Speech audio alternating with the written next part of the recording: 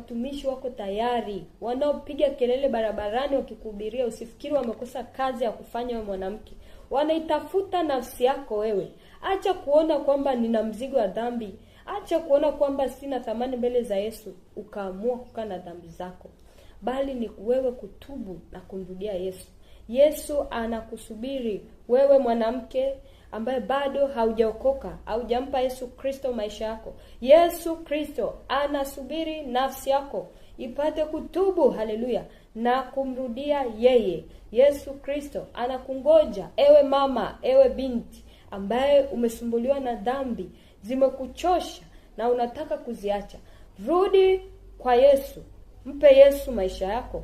Tubu na uache, haleluya. Tubu na ugeuke. Tubu, haleluya, na urudi katika kumtumikia Yesu Kristo kwa moyo mmoja, kwa roho moja, na kwa upendo wa dhati, bila kuangalia hiki na hiki, bila kuwa na sababu.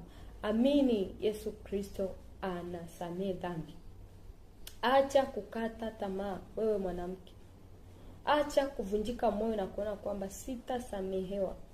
Tazama ni watumishi wangapi au watakatifu wa Bwana wangapi ambao walikuwa kama wewe. Zipo shuhuda mbalimbali wanashuhudia walikuwa ni waovu.